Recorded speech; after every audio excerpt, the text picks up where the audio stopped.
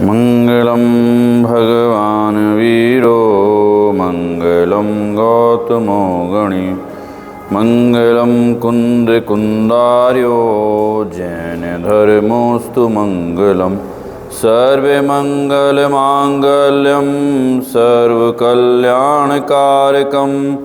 प्रधानां सर्वधर्माणां जैनं जयतु सहस्रम् नमः समय साराय स्वानुभूत्या चकासते चेत्स्वभावाय भावाय सर्वे भावान्तरच्छिदे वन्दे तु सर्वसिद्धे ध्रुवमचलमणोभवं गतिं पते ओक्षामि समय पाहुडु मिणिमो सुध केवली भणितम्।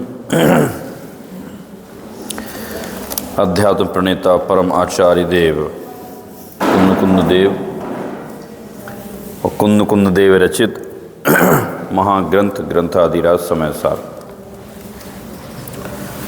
समर अधिकार पर हमारी चर्चा अंतिम पड़ाव की ओर है।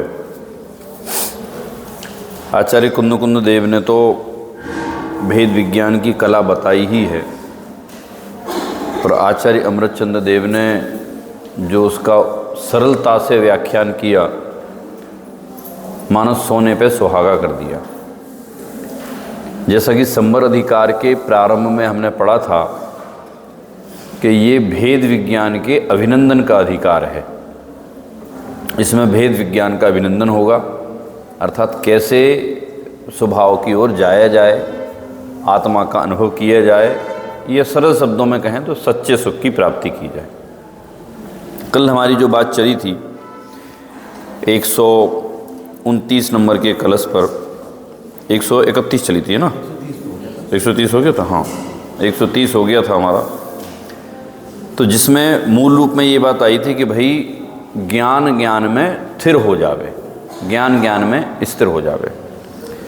उसी के विषय में थोड़ा यहाँ अनुशीलन में जो लिखा है, तो जो मैंने बताया था तो आपको सटीक पूरा इसमें मिल जाएगा वो, इसलिए पढ़ के मैं बता रहा हूँ। पेज नंबर आपके सामने है, इसमें 130 नंबर का पेज।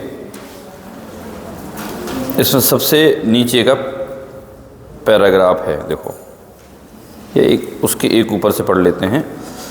अनादिकालीन अनंत दुखों से बचने के लिए यह जरूरी है कि मैं स्वयं को स्वयं के रूप में जानूं, मानूं और स्वयं में ही मग्न हो जाऊं। इसके लिए 100 ऊपर के बीच की विभाजन रेखा को जानना अति आवश्यक है। इस दिशा में किया गया पुरुषार्थ ही भेद विज्ञान का प्रारंभ है। कल जो बात की थी पूरी बात इसमें लिखी है, उसके केवल आपके ज्ञान में वो ये आ जावे कि हाँ हमने जो कल पढ़ा था वो इसमें है, ये इसमें है, वो ही हम पढ़ते हैं, तो उससे आपका विषय पक्का हो जाएगा। विभाजन रेखा की बात की थी कि भाई जब तक 100 और पर की विभाजन रेखा नहीं होती है तो लोक में भी व्यवस्था नहीं बनती है। पारलौकिक व्यवस्था की बात तो अलग है, पर लोक में भी कोई सी भी चीज़ हो, ये मेरा मकान है, ये तुम्हारा मकान है इत्यादि प्रकार से जब तक वो विभाजन रेखा नहीं खिंचती है, विभाजन रेखा का अर्थ झगड़ा नहीं है, लड़ाई करना नहीं है, विभाजन रेखा का अर्थ है व्यवस्था।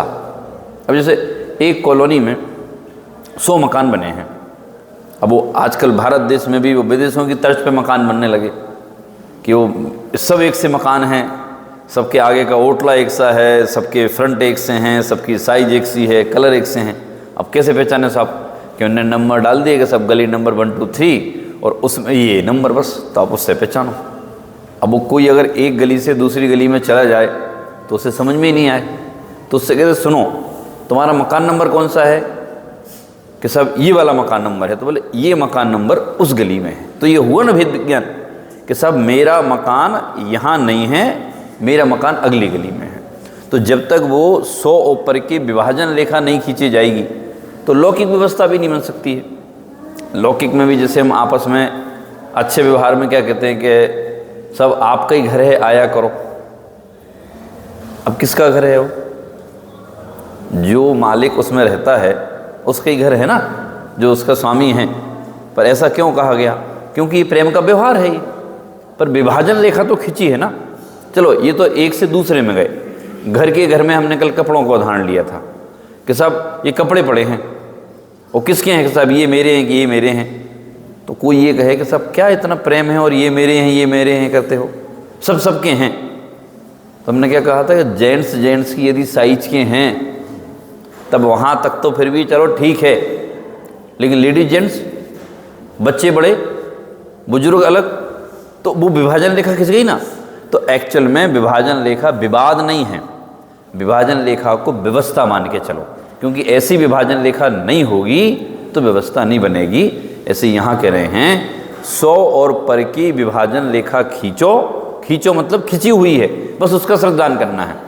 क्या श्रद्धान करना है कि 100 अर्थात मैं हूँ और बाकी सब पर है, ये विभाजन रेखा खिंच गई। अब देखो कह रहे हैं कि उसका प्रारंभ कहाँ से होता है। पहले तो कह रहे हैं कि 100 और पर की विभाजन रेखा खींचो। अब वो देशना लब्धि से प्रारंभ करके अंतिम आत्मा के अनुभव तक जाएंगे। देखो सबसे पहले देशना के माध्यम से यह प्रक्रिया प्रारंभ होती है। कितने दिन से पढ़ रहे हैं हम ये, बिना देशना के प्रारंभ नहीं होगी। कोई कहता है मुझसे, जैसे आपसे भी कहते होंगे कि सब वो फलाने चंद है ना, वो बहुत बुद्धिमान है। तो मैंने कहा होंगे, जो करते होंगे उसमें तो बुद्धिमान होंगे ही, वो इसमें नहीं होंगे क्योंकि इसको नहीं पढ़ते हैं वो। और इसका ये बिल्कुल अर्थ नहीं है कि वो किसी लौकिक क्षेत्र में, राजनीति में या कोई उद्योग में बहुत बुद्धिमान हैं तो यहाँ भी बुद्धिमान हो जाएंगे। इससे कुछ नहीं होता। ये जो जिसका अभ्यास करता है वो उसके विषय को ग्रहण करता है, वो उस विषय में बुद्धिमान हो सकता है क्योंकि उसे 20 वर्ष से उसका अनुभव है। लेकिन अध्यात्म में तो बुद्धिमान वही है जो भेद विज्ञान का आश्रय लेकर के जनागम का गहराई से अध्ययन करता है। अब उसमें देखो ऐसा भी होता है कि जो जैसे हम स्वाध्याय कर रहे हैं, तत्व का विचार कर रहे हैं, तो ऐसा ज़रूरी नहीं है कि लौकिक की सारी चीज़ें हमें आ जावें, हमें भी नहीं आती हैं। और जो बाहर वाले हैं उन्हें अध्यात्म भी नहीं आता है। पर मुख्य बात यह है कि जिन 2 रास्तों पर जीव चले हैं, एक भोग का रास्ता है, एक योग का रास्ता है, वो कौन कहाँ पहुँचता है। चल तो सब रहे हैं, भोग के रास्ते पे भी जा रहे हैं, योग के रास्ते पे भी जा रहे हैं। अब भोग के रास्ते पे थोड़ा थोड़ा पुण्य का उदय आता जाता है तो ऐसा लगता है कि देखो सब मिल तो रहा है हमें, लेकिन उसका एंड कहाँ है, अंत कहाँ है उसका। आप देखो जैसे मूवीज़ आती हैं या किसी स्पीकर ने ये जो किताबें लिखी हों, अब उसमें अंतिम संदेश क्या देते हैं, मानव सेवा। कि साहब मानव सेवा का विरोध क्यों कर रहे। यह मानव सेवा का विरोध नहीं है, उसे धर्म के नाम पे जो चढ़ा दिया ना उसका विरोध है। क्योंकि जब उसको धर्म के नाम पे चढ़ा देंगे तो धर्म तो गायब हो जाएगा फिर। ये सब वो धर्म नहीं है क्या, ये सामान्य ऐसे ही धर्म है जैसे आपने कहा था कि आपका ही घर है इतना ही धर्म है बस हैं। और ये प्रूफ भी हुआ कि साहब मेरा ही घर है। कि कैसे हुआ कि साहब आप गए जब कहीं 10 दिन के लिए तो आप चाबी दे गए हमें कि साहब ये चाबी है और आप देखना, आप ही रहना, और सब सोना चांदी माल मसाला सब रखा था, तो हो गया ना सिद्ध मेरा घर है। और जैसे ही आप आए तो कि सब ये आपकी अमानत है, ये वापस क्यों कर दिया ये हैं। अब 10 दिन रह लिया तो रहो ना, क्योंकि दोनों के ज्ञान में विभाजन रेखा है, दोनों के ज्ञान में है कि ये मेरा है और ये मेरा नहीं है। तो जब विभाजन रेखा रहती है तो व्यवस्था बढ़िया बनती है। तो सर्वप्रथम देशना लब्धि की आवश्यकता है। और महिमा किसकी है, जनागम की। जनागम को पढ़े बिना कोई अपने आप को किसी भी क्षेत्र में कितना भी बुद्धिमान बोलने की कोशिश करे वो नहीं है। नहीं है का मतलब क्योंकि मूल बात का ज्ञान ही नहीं है। तो जो वो चलते हैं मार्ग पे, 2 मार्ग पे चले, एक भोग के मार्ग पे चले, उसमें पुण्य का मार्ग भी हो गया, और एक भेद विज्ञान के मार्ग पे चले, तो भेद विज्ञान का अंत है क्या, सिद्ध अवस्था, स्वरूप में रमण कर जाना, पर उनकी अंत नहीं है। मानव की सेवा करना चाहिए, पशु पक्षियों की सेवा करना चाहिए, करो, कोई बुराई नहीं है। लिखा है रत्न शराब का 4 में लिखा है, जीव दया के बारे में लिखा है, लेकिन वो तो पुण्य भाव है, आत्मा का भाव नहीं है। तो करें कि नहीं करें, कोई मिल जाए कोई रास्ते में, भैया वही कबूतर पड़ा है तो उठा के आप उसको सेफ जगह रख दो। अब दुनिया के कबूतर बीनते घूमोगे तो वो तो व्यवस्था बनेगी नहीं, क्योंकि वो तो अपनी आयु से जन्म रहे हैं, अपनी आयु से मर रहे हैं, वो उसमें आप क्या करोगे। हम जंगल में जाके सारे हिरणों को बचाएंगे, आप उन्हें बचा पाओ चाहे नहीं बचा पाओ, आप तो काम से जाओगे, क्योंकि वो तो शेर का भोजन है। शेर कितना निर्दयी है, अरे उस पर्याय का स्वभाव ही है, वो उस पर्याय में आता है तो परंपरा से उसे यही संस्कार प्राप्त हुए कि ये अपना भोजन है, तो उसको मार के खाता है वो। मुनिराज जंगल में बैठे हैं, अब उनकी आंखों के सामने तो सब कुछ हो रहा है, अब वो अपना आत्मा का ध्यान छोड़ छोड़ के और सबके पीछे डंडा लेके घूमेंगे, ए तू इसको मत खा, तू इसको मत खा। अब वो हिरण को नहीं खाएगा तो शेर भूखा मर जाएगा। मैं तो एक व्यवस्था की बात बता रहा हूँ, इसलिए अच्छी व्यवस्था ये है कि देशना लब्धि के माध्यम से अपने परिणामों में कोमलता लाओ। और फिर एक बात कहता हूँ, अपने आप को आध्यात्मिक दिखाने के चक्कर में रहते क्यों हो? देखो, दिख जावे वो अलग बात है, कैसे दिख जावे कि साहब आप किन्हीं लोगों के साथ गए जो स्वाध्याय से नहीं जुड़े थे, तो आपने कहा साहब हम तो रात्रि भोजन नहीं करते हैं, तो ये इतना दिख गया ना कि सब ये अभक्ष के भक्त साहब हम तो नहीं करते हैं साहब, अब इतना दिख गया। अब ओपन उदाहरण लिया था 3-4 दिन पहले कि देख 4-5 लोग आ रहे क्या, बैठ जाए आत्मा के ध्यान में, ये दिखाना हो गया। क्या दिखाना है कि ऐसे इससे प्रभावित हो जाएंगे तो थोड़ी 2-4 मालाएं पहना देंगे। तो आगम के आश्रय से हमें अपने जीवन में वो सहजता लाना है भेद विज्ञान के लिए। तो सबसे पहले क्या कहा कि देशना लब्धि, तात्पर्य यह है कि सबसे पहले शास्त्रों को पढ़कर, गुरु के वचनों को सुनकर अपने ज्ञान में 100 ऊपर के बीच विभाजन लेखा खींची जाती है। वो विभाजन लेखा पढ़कर ही खींची जाएगी, सुनकर ही खींची जाएगी। गुरु मुख से सुनकर के, शास्त्रों को पढ़ कर के, देशना लब्धि का आश्रय लेकर के, कि सब बिना उसके कैसे क्यों नहीं खींचेंगे, बिना उसके पता ही नहीं चलेगा ज़मीन किसकी किसकी है। जैसे एक चक पूरा कोई एक ज़मीन होती है तो किसकी कौन सी है इसके लिए किसको बुलवाते हो? पटवारी आता है, क्यों? उसके पास पूरा लेखा जोखा है कि साहब ये इतनी ज़मीन है और इस ज़मीन में इतना विभाग इसका है, इतना विभाग इसका है। तो वो आता है, आकर के नपती करके जाता है, खम्भे खड़े करवाता है और सील लगा देता है कि साहब आपकी लो हो गई आपकी। तो विभाजन लेखा कब खींची? जब आपने सुना, जब आपने पढ़ा। ऐसे भी कभी अवसर आएंगे, आते ही होंगे, जो आपके पढ़ने पर प्रश्न लगाएं सुनेंगे, जो आपके अध्यात्म के मार्ग पर चलने पर प्रश्न लगाएं और ये कहे कि कर क्या रहे हो तुम जिंदगी में।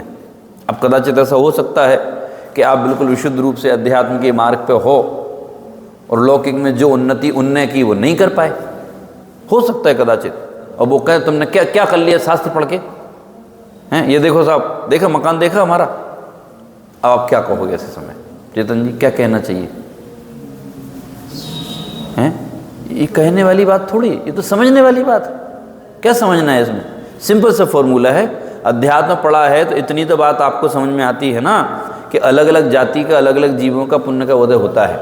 हमारा पुण्य का उदय अध्यात्म का है, उतने धन का नहीं है, तो संभाव आ जाता है। अब उसमें कई लोग क्या कहते हैं कि देखो तुमने धर्म पढ़ के क्या कर लिया, पैसे वाले तो वो बन गए। तो क्या आप अध्यात्म में प्रवेश धन कमाने के लिए किया था?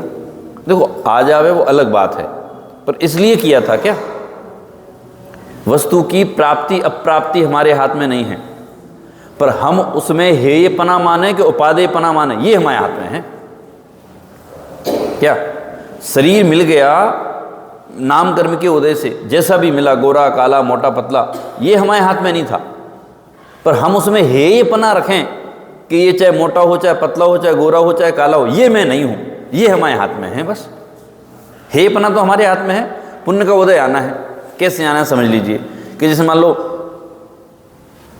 एक व्यक्ति के पास 5 लाख रुपए थे और एक व्यक्ति के पास 50 लाख रुपए थे, तो उसने बढ़िया जगह अच्छी मेन रोड पे ज़मीन खरीदी उसने, और 5 लाख बोला साहब हमारे पास तो इतने ही हैं, तो उसने कहीं पीछे खरीद ली बहुत, जिसके कभी भाव आने की उम्मीद नहीं थी, और गवर्नमेंट का कोई प्रोजेक्ट आया और 5 लाख के 5 करोड़ की हो गई और उसकी 50 लाख की 50 लाख की पड़ी रही। अब बताओ उसने बढ़ाने में क्या किया? वो बढ़ाना घटाना उसके हाथ में नहीं है। अब कोई उससे पूछे कि आपने गवर्नमेंट से बोला होगा कि साहब यहाँ से रोड निकालो, कि साहब हमें तो पता ही नहीं था, हमें तो जब किसी का फ़ोन आया कि भैया ज़मीन बेच रहे हो क्या, हमें तो तब पता चला। तो कह रहे वो तुम्हारे हाथ में नहीं है, पर उससे अपनापन करना है कि हेपना रखना, ये तुम्हारे हाथ में है। विषय भोग सामग्री हमें मिल जावे, मिल रही है, जैसी भी है, अच्छी है बुरी है, कम है ज़्यादा है, ये हमारे हाथ में नहीं है। पर उसके प्रति हेयपना हमारे हाथ में है जो रखना परम आवश्यक है, उसके बिना प्रारंभ नहीं होगा। इसलिए कभी कोई, और मैं थोड़ा सा ये भी कहता हूँ कि जब कोई व्यक्ति ऐसा कहता है कि तुमने अध्यात्म पढ़ के क्या कर लिया, तो उसमें इतनी सामान्य सी बुद्धि नहीं है धर्म के विषय में। अजैन की बात नहीं कर रहा हूँ, जैन की कर रहा हूँ, तो उससे क्या बात करोगे? इसलिए चुप रह जाओ, वो ज़्यादा अच्छा है। उससे क्या समझाओगे? हैं? मैंने कहा था ना कि सब कई लोग हमें बोलते हैं कि सब आप उन्हें समझाओ, तो मैं कह देता हूँ मैं तो नहीं समझाऊँगा। वो यहाँ आएँ और यहाँ बैठ के समझाओ। यहाँ बैठ के समझेंगे तो जल्दी समझ में आएगा, क्योंकि यहाँ बोलने वाला केवल मैं ही हूँ। अब वहाँ बोलने वाले वो भी होंगे तो अपनी ज़माने की कथाएं सुनाएंगे, फिर वो कश्मीर से कन्याकुमारी तक क्या हुआ क्या नहीं हुआ, तो मेरी सुनना ही नहीं है तो समझेंगे कैसे? आप यहाँ तो बोल नहीं सकते हैं वो, और जिनवाणी पढ़ करके समझेंगे वो। तो इसलिए कह रहे हैं कि बिना आगम के ज्ञान के, बिना गुरु के वचन के, गुरु के वचन मतलब जिसने आगम को धारण किया वो गुरु, और अन्य गुरु नहीं। जो भेद विज्ञान की बात करता है, मूल वितरागी तत्व ज्ञान की बात करता है, उसकी बात कर ले, तो ऐसा पढ़ करके विभाजन रेखा खींची जाएगी क्या कि ये 100 मैं हूँ और बाकी पर है। देखो, यहीं से भेद विज्ञान की प्रक्रिया प्रारंभ होती है, पर यह भेद विज्ञान वास्तविक भेद विज्ञान नहीं है, यह तो भेद विज्ञान की भूमिका मात्र है। अभी अपन ने कहा था ना कि सब साथ में फेरे के लिए चालू कहाँ से हुए? वो घर की चर्चा से। अभी तो किसी ने घर वालों को देखा नहीं, लड़की को देखा नहीं, लड़के को देखा नहीं, बस किसी ने कहा था कि साहब उनका लड़का है, इतनी जानकारी की बात हुई थी, बस इससे ज़्यादा नहीं हुआ कुछ। तो वहाँ से प्रारंभ हुआ। तो कह रहे वो क्या था? कह रहे भूमिका मात्र है। ऐसे ही जो देशना लब्धि से पढ़ करके हमने कहा, तो कह रहे ये तो भूमिका मात्र है। असली भेद विज्ञान का आरंभ तो तब से होता है जबकि हम पर पदार्थों, पर भावों से भिन्न निज भगवान आत्मा की अनुभूति कर लेते हैं, प्रत्यक्ष वेदन कर लेते हैं। यद्यपि यह अनुभूति ही वास्तव में भेद विज्ञान है, तथापि इसके लिए किए गए पुरुषार्थ को भी भेद विज्ञान कहा जाता है। यद्यपि 7वां फेरा ही शादी है, तथापि उसकी पहले की पूरी पूर्व प्रक्रियाओं को शादी कह देते हैं। आगे ना 100 आत्मा में रमना ही भेद विज्ञान है, लेकिन उसकी पूर्व प्रक्रिया में जो जो देशना लब्धि है, सुनना है, सदाचार है, आचरण है, संयम है, तप है, उन सबको भेद विज्ञान की कैटेगरी में डाल दिया जाता है। आत्मानुभूति प्रकट हो जाने के बाद भी जो उपयोग की अस्थिरता बनी रहती है, रागांश शेष रहता है, उसके विनाश के लिए भी भेद विज्ञान की भावना को बलवती करना अति आवश्यक है, क्योंकि उसके बल से ही उपयोग बाहर में हटकर बारंबार आत्मा में जाता है, आत्मा का स्पर्श करता है, आत्मा में गहराई से जमता रमता, और एक दिन ऐसा आता है कि उपयोग सदा के लिए उपयोग में स्थिर हो जाता है और आत्मा सर्व विकारों से मुक्त हो जाता है। इसी को ज्ञान का ज्ञान में प्रतिष्ठित होना कहते हैं। इससे यह सिद्ध होता है कि जब तक आत्मा मुक्त ना हो जावे तब तक भेद विज्ञान की उपयोगिता है। जब तक सिद्ध ना हो जावे तब तक उपयोगिता है।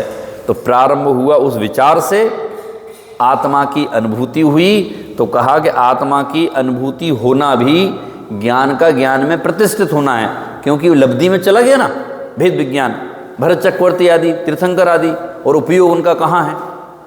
उपयोग है 96,000 पटरानियों में। तब कई लोग कहते हैं साहब कि वो उन्हें शादी क्यों की उनने, जब उनको भेद विज्ञान था तो उनको शादी नहीं करना चाहिए थी। मैं आपसे 2 तरीके से पूछता हूँ, सबके ठेकेदार आप हो? आपने ठेकेदारी ली कि उनको 96,000 करनी चाहिए थी कि 4-10 कर लेते, इतनी कोई शादी करता है क्या? 96,000 शादी कर ली, 6 खंड जीत लिया, सब में दृष्टि हैं, उस भव से मोक्ष जाना है। हमें तो समझ में ही नहीं आता है कि तुम्हें नहीं आएगा समझ में। समझ में आ गया होता तो ऐसी बात ही नहीं करते। तो क्या कह रहे वहाँ अपन ने बात की ना, वो 6 खंड का पुण्य आवे नहीं आवे वो भरत चक्रवर्ती के हाथ में नहीं था, वो तो आता ही आता, उनका नहीं आपका भी। अगर किसी संबंध में बड़ा आपका पुण्य का उदय आना है धन सामग्री आदि में, तो वो तो आके रह गई, लेकिन उससे आपको हेपना करना है कि अपनापन करना है, ये बस आपके हाथ में है, बस इससे ज्यादा आपके हाथ में नहीं है। अब ऐसा लगता है कि साहब उन्होंने गलत किया। अरे आगम में लिखा है, तो फिर तो आप आगम की बात झूठी कर रहे हो। दोनों ही बातें लिखी ना, कि 6 खंड का बेहो था, चक्रवर्ती थे, छायक सम्यक दृष्टि थे, मोक्ष चले गए। तो आप क्या बताना चाहते हो? जो आप परिभाषा मानो वो परिभाषा सही होवे, कि वस्तु के स्वभाव में जो होवे वो सही होवे। तो फिर वही के साहब, अगर हम सम्यक दृष्टि हो गए तो हमारी भी 96,000 शादियाँ होंगी, कीर्तन नहीं होगे फिर, क्योंकि भावना से नहीं होते हैं। वो जो जीव चक्रवर्ती तीर्थंकर आदि बन जाते हैं वो कोई इस भावना से थोड़ी बनते हैं। वो तो बस जैसे क्या होता है कि ग्रंथों में लिखा है कि आपके तप के प्रभाव से, कैसा तप के प्रभाव से चेतन जी, क्या होता है कि जैसे आप सहज में स्वाध्याय कर रहे हैं और अपने सदाचार भी बढ़िया है, अपना परिणाम भी बहुत अच्छे हैं, तो ऐसे परिणाम होते होते स्वतः अपने आप कोई रिद्धि सिद्ध हो जाती है, क्योंकि जो उस रिद्धि की रिक्वायरमेंट है कि इसके ऐसे परिणाम होना चाहिए, तो अब वो कोई सी भी उसे रिद्धि सिद्ध हो जाती है। जैसे मुनिराज हैं, श्रावकों को भी होती है। ग्रंथों में सतियों का भी लिखा है कि सील के प्रभाव से उस सीलवती स्त्री को ऐसी रिद्धि सिद्ध हो गई। उसने की नहीं, सोचा नहीं, वो तो अपने सील में स्थित थी, वो पुरुष तो अपने ज्ञान में स्थित था और उसे रिद्धि सिद्ध हो गई। मुनिराज तो अपने भेद विज्ञान में लीन थे और उन्हें रिद्धि सिद्ध हो गई। वो रिद्धि सिद्ध हो गई, उनका उस पर ध्यान नहीं है, पर उसको सिद्ध करना नहीं करना उनके हाथ में नहीं था, उनने नहीं किया उसको, पर वो हो गई। वो ऐसे ही कह रहे हैं कि भेद विज्ञान की कला जागृत होगी तो बाहर के जो पदार्थ आने हैं, क्या कि कोई तीर्थंकर बन गया, कोई नारायण बन गया, कोई प्रतिनारायण बन गया, कोई चक्रवर्ती बन गया, तो कह रहे ये उनके हाथ में नहीं है। उनके हाथ में क्या है? उससे अपनापन नहीं करना। अपनापन नहीं करने का मतलब उसे अपना स्वरूप नहीं जानना, वो पर है और मैं पर हूँ, ये उनके हाथ में है। तो कह रहे भेद विज्ञान की उपयोगिता कब तक? कि जब तक मुक्ति ना होए। भेद विज्ञान कवलो भलो, जब तक मुक्ति की प्राप्ति नहीं होती तब तक भला है? कि जैसे इतने सारे मकानों में कोई अपना मकान भूल जावे और फिर कोई बतावे कि सुनो वो है तुम्हारा मकान, मिल जावे, तो कैसे झट से अंदर जाता है? ऐसे ही कह रहे हैं कि इन सब में अपना स्वरूप खोया हुआ है। और गुरु के उपदेश से जब गुरु ये बता देवे, जिनवाणी ये बता देवे कि सुनो ये स्वरूप तुम्हारा है, तो जिसे अपनापन है फटाफट उसमें अपनेपन में चला जाता है। बात तो केवल अपनेपन की है। मैं आपसे एक बात पूछता हूँ, कल मैं 5 बजे क्लास लगाऊंगा यहाँ, आओगे कि नहीं आओगे? कि सब थोड़ा लेट हो जाता, आपको तो पता है कितनी ठंड पड़ रही है, और पीछे टाइम खिसका दूँ, 4 बजे कर दूँ? क्यों साहब? अमित जी चल बताइए ईमानदारी से कितने आएंगे? मैं तो आ जाऊंगा, मेरी तो गारंटी है। क्यों आ जाऊंगा पता है? मैंने तो सन 2001 से 2003 तक 2.5 साल, 3-4 तक 2.5 साल कंटिन्यू 5 बजे क्लास ली है मैंने। गांधीनगर में रहता था जब मैं और सौरभ जी दोनों 5 बजे उठना या नहीं उठना चालू हो जाती थी 5 बजे। तो बात 5 बजे की नहीं है, बात कह रहे कि आपके अंदर वो बात कितनी समझ में आई। चलो हम दूसरा उदाहरण लेते हैं कि साहब बिजनेस के काम से बेंगलोर जा रहे हो और फ्लाइट सुबह 3 बजे है, मैंने तो 5 की बात की इसी टाइम पे, क्या करोगे साहब? क्या करोगे साहब? आपको बिजनेस करना नहीं आता क्या? जाना पड़ेगा। आपको सब पता नहीं है सब बिजनेस कैसे होता है। ये 3 बजे उठ के नहीं जाएंगे तो 7 बजे तो मेरी क्लाइंट से मीटिंग है, गए ना। मतलब समस्या उठने नहीं उठने की नहीं थी, समस्या किसकी थी? रुचि की। और जब भेद विज्ञान करने की रुचि है ही नहीं, उसकी तरफ देखना ही नहीं, तो प्रकट कैसे होगा बताओ? रुचि तो होना चाहिए ना। तो कह रहे हैं कि भेद विज्ञान कब तक भला है? जब तक मुक्ति की प्राप्ति नहीं होती है ना। ये ज्ञान ज्ञान में प्रतिष्ठित हो गया। ये वाला पूरा हो गया प्रकरण। बाकी मैंने बता दिया था, तो वो ही सब है। ये मुझे मुख्य रूप से पढ़ना था, और भी है लेकिन सारा मैंने बता दिया करीब करीब। अब 131 नंबर का कलश है। ये मैं कई बार बोलता भी हूँ मैं, और अच्छा बहुत प्रसिद्ध कलश है। पेज नंबर इसमें है ना 303। देखो, अब तक जो भी हुए से आगे होंगे, महिमा जानो एकमात्र सब भेद ज्ञान की।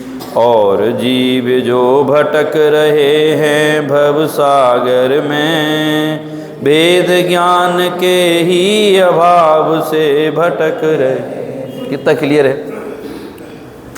अब तक जो भी हुए सिद्ध या आगे होंगे, सो सब महिमा एकमात्र बस भेद ज्ञान की। भेद ज्ञान की महिमा है, और किसी की महिमा नहीं है, हैं?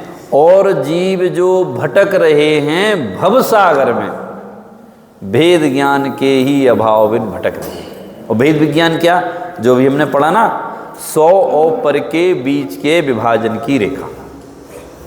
देखो क्या होता है कि एक अज्ञान का ऐसा प्रभाव है कि जब कभी आप अध्यात्म में प्रवेश करते हैं या किसी को कराना चाहते हैं, तो ऐसा लगता है कि यार ये सब छूट गया तो मेरे खाने पीने की व्यवस्था कैसे होगी। अभी निर्जराधिकार में आएगा, हम उसको डिटेल में पढ़ेंगे। हम उसमें प्रारंभ में ही कह रहे हैं कि ये जो सब तुम्हें छोड़ना है ना, तो कह रहे छोड़ना नहीं है, वो तो छूटा ही है। बस जो अपना मान रखा है ना, अपना मानना छोड़ना है, पदार्थ नहीं छोड़ना। क्यों? पदार्थ तो कभी ग्रहण किया ही नहीं था। पदार्थ कब ग्रहण किया बताओ?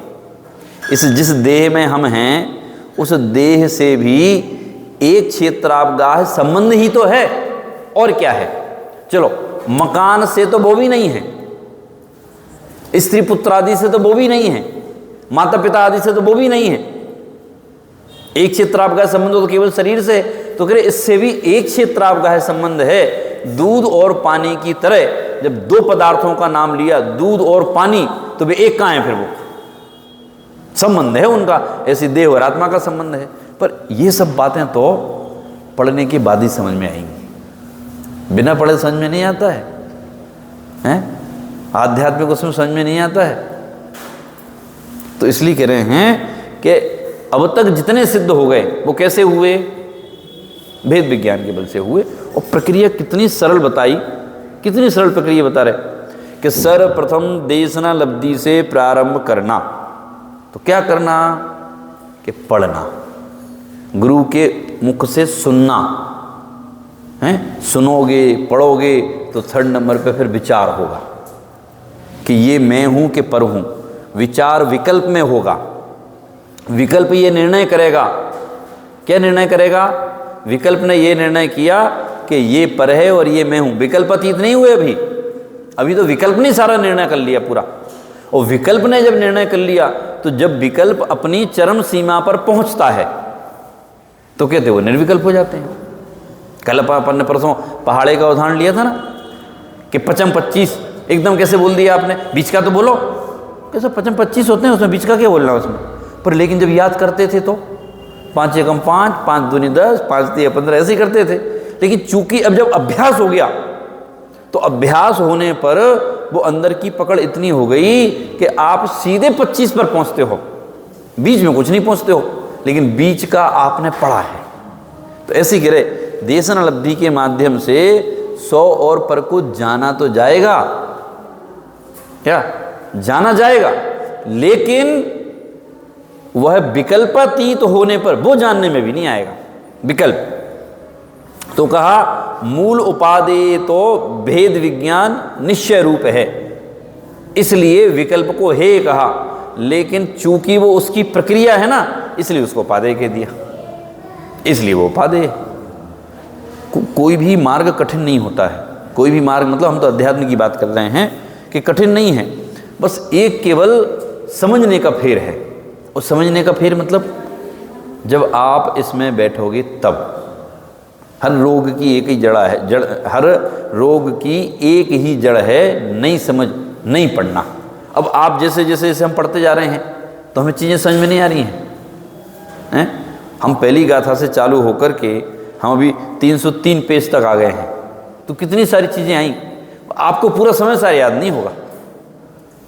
जैसे मान लो कि आपने आपस में बात की कि सब आज का प्रवचन बहुत जोरदार था, कि भैया क्या आया, आपने 2 मिनट में बता दिया, और एक वाक्य क्या याद रहा, अच्छा था, और अच्छे में 2 लाइनें याद रह गई बस। अब 1 घंटे का नहीं याद रहा, तो उसका रस रह गया ना उसका। तो ऐसे ही कह रहे विकल्प में जो निर्णय किया सौ और पर का, उसका रस अर्थात आत्मा का अनुभव रह गया, उसका नाम भेद विज्ञान की कला है, वो भेद विज्ञान है। तो इसलिए जितने सिद्ध हो गए, अगर सुखी होने की कल्पना करते हो, सुखी होना है तो सिद्ध हुए बिना सुखी होगे नहीं, और सिद्ध होना है तो भेद विज्ञान की कला सीखनी पड़ेगी, उसके बिना काम होगा नहीं है। इसलिए कहा दो, क्या कह रहे हैं, आज तक जो कोई भी सिद्ध हुए हैं वे सब भेद विज्ञान से ही सिद्ध हुए हैं, और जो कोई बंधे हैं वे सब उस भेद विज्ञान के अभाव से ही बंधे हैं। एकदम क्लियर है।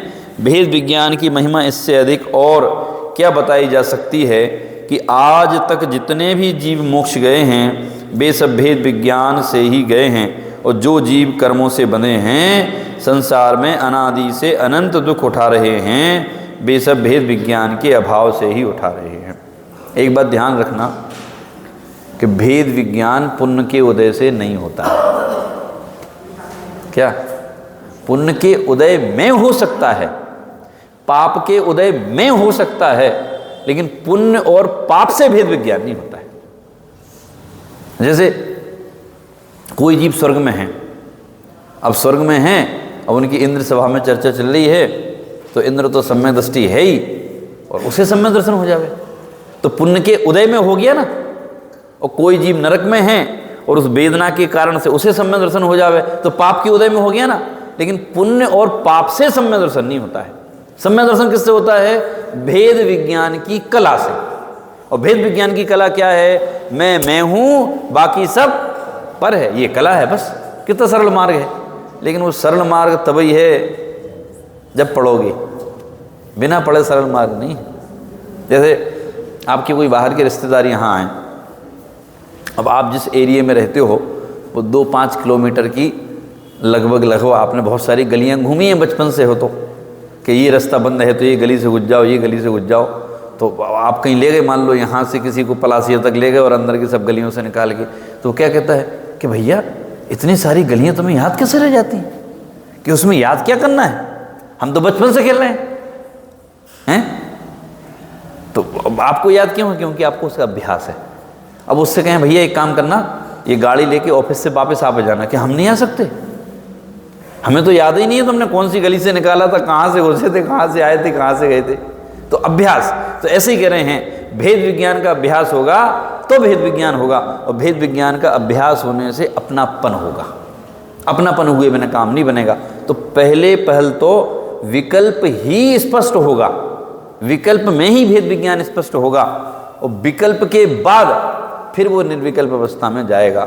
इसलिए पदार्थों को लाना, ले जाना, हटाना, रखना, ये हमारे हाथ में नहीं है। उपादेय पना या हे पना क्या करना है, ये हमारे हाथ में है। शरीर संयोग आदि कैसे मिलें, इसमें मैं कुछ नहीं कर सकता हूँ, पर मैं सारे जगत से हे पना तो रख सकता हूँ कि ये मेरे नहीं है, और मैं अपने आत्म स्वभाव से अपनापन तो कर सकता हूँ कि ये मैं हूँ। ये भेद विज्ञान की कला है ना। अब 132 नंबर का कलश है, आज पूरा हो जाएगा अपना ये। उसके पहले इसमें एक बनारसी दास जी का उदाहरणात्मक एक छंद है, वो पढ़ देता हूँ, बहुत अच्छा लगा मुझे वो। पेज नंबर है इसमें ये 136 वाला, सवैया 31 है।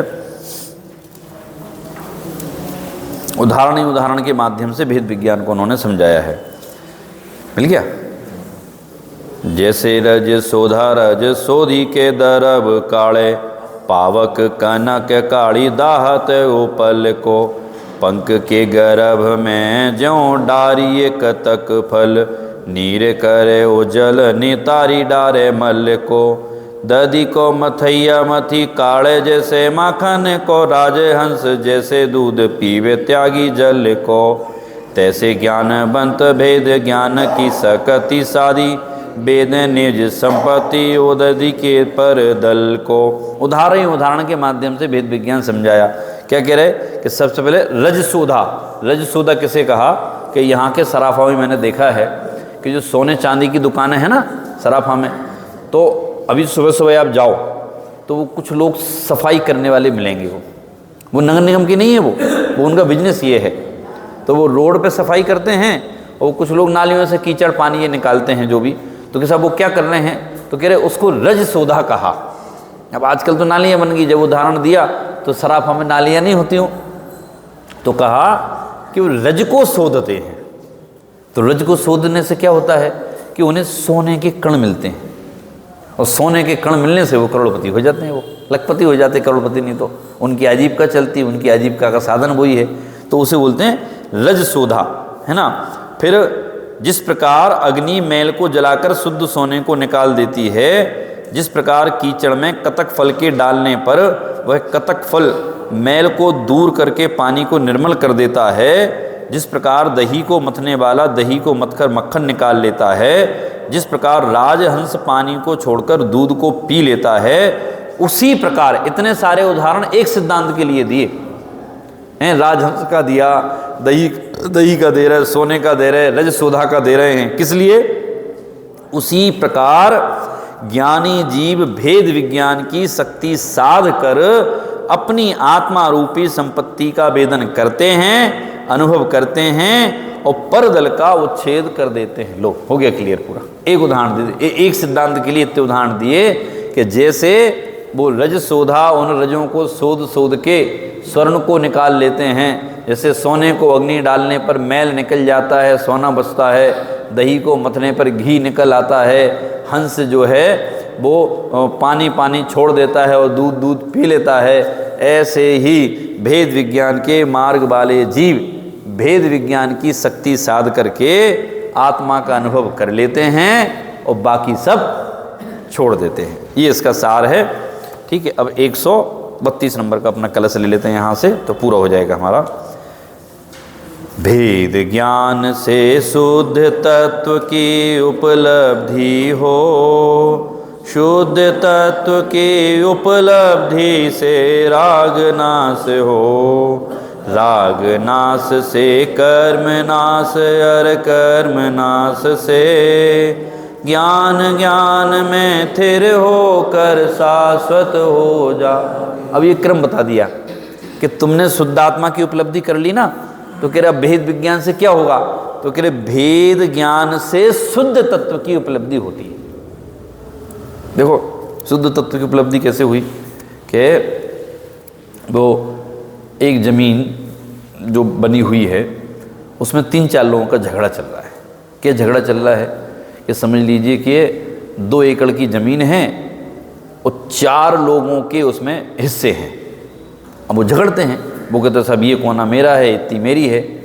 तो कहते साहब एक काम करो, अपन मत झगड़ो, किसको बुलवाओ, पटवारी को बुलवा लो, वो सरकार का आदमी है, उसके पास तो पूरा रिकॉर्ड लिखा है। अब वो आता है और वो पूरी नप्ती करके जाता है। तो उसने जैसे मान लो पीछे वाले की नप्ती की, तो वो कहते भाई साहब मेरी तो यहाँ आगे तक थी। तो पटवारी क्या कहता है कि आपके खसरे में इतनी इतनी ज़मीन लिखी है, ये आपकी नहीं है, ये इनकी है। अच्छा ठीक है साहब, निशान लगा दो। निशान लगा दिया तो वो क्लियरिटी हो गई। क्या क्लियरिटी हुई कि ये तेरी है और ये मेरी है। तो इसे कहते हैं शुद्ध तत्व की उपलब्धि हो गई। अब वो झगड़ा नहीं करते हैं। वो झगड़ा कब तक कर रहे थे, जब तक एक दूसरे की जगह को एक दूसरे का मान रहे थे और अपनी जगह का श्रद्धान नहीं हो रहा था। अपनी जगह का श्रद्धान हुआ तो कह रहे सब शांति हो गई है। तो कह रहे हैं कि भेद ज्ञान से ही वो जब भेद विज्ञान करेंगे, क्या भेद विज्ञान करेंगे, मैं हूँ और पर है। जब ये भेद विज्ञान कला की बात करेंगे तो उससे शुद्ध तत्व की उपलब्धि होगी। कि सर शुद्ध तत्व की उपलब्धि होने से क्या होगा, तो क्या लिखा कि शुद्ध तत्व की उपलब्धि होने से राग का नाश हो जाएगा, राग मिट जाएगा। सब राग मिट जाएगा तो उससे क्या होगा, तो राग नाश से कर्म नाश और कर्म नाश से ज्ञान में स्थिर होकर शाश्वत हो जाएगा। बस कितना अच्छा क्रम है। पहले सब भेद विज्ञान कर लो, राग का नाश हो जाएगा, राग का नाश हो जाएगा तो कर्म का नाश हो जाएगा, कर्म का नाश हो गया मतलब तीनों द्रव्य कर्म, भाव कर्म, नो कर्म, सबका नाश हो गया तो ज्ञान में स्थिर हो गया, प्रतिष्ठित हो गया, मतलब सिद्ध हो गए लोग। अब इतना सा तो मार्ग है। अब इतने से मार्ग के लिए कितनी माथापच्ची हो रही है। जब रुचि का सद्भाव होता है तो चीज़ जल्दी समझ में आती है, और रुचि का अभाव हो तो चीज़ जल्दी समझ में नहीं आती है। फिर तो प्रेजेंट बॉडी और एब्सेंट माइंड रहता है, और जो माइंड ही एब्सेंट है तो मिलेगा क्या? कुछ भी मिलने वाला नहीं है। इसलिए कह रहे हैं जैसे भी हो अपना उपयोग लगाओ। तो कई लोग कहते साहब कब लगाएं? कि जब आप प्रवचन सुन रहे हो ना, पढ़ रहे हो ना, तब तो दिमाग लगाओ, तब तो इसमें ही लगाओ, और कहीं लगाने की जरूरत ही नहीं है, नहीं तो वस्तु की प्राप्ति नहीं होगी। हैं, देखो क्या लिख रहे हैं। भेद विज्ञान प्रकट करने के अभ्यास से शुद्ध तत्व की उपलब्धि हुई, शुद्ध तत्व की उपलब्धि से राग समूह का प्रलय हुआ, राग समूह के विलय करने से कर्मों का संवर हुआ, और कर्मों का संवर होने से ज्ञान में ही निश्चल हुआ ज्ञान उदय को प्राप्त हुआ। निर्मल प्रकाश और शाश्वत उद्योत वाला वह एक अम्लान ज्ञान परम संतोष को धारण, मतलब सिद्ध गति की प्राप्ति हो जाती है। संवर अधिकार में देशना लब्धि से प्रारंभ करके हैं संवर निर्जरा मोक्ष तक पहुंचा दिया है। अब यही बात और बलजोरी से निर्जरा अधिकार में कहेंगे कि कैसे तुम्हें भेद विज्ञान की कला जागृत करनी है, कैसे निज में अपनापन करना है कि वो कर्मों की निर्जरा हो गए। क्यों? अपने में अपनेपन का नाम तो संवर था, और अब वो जब अपने में अपनापन हो गया तो कर्म खिरना चालू हो गए तो उसका नाम निर्जरा हो गया, वो जो सर्व कर्म खिर गए तो उसका नाम मोक्ष हो गया। उसकी चर्चा निर्जरा अधिकार में होगी, जिसकी चर्चा हम कल करेंगे।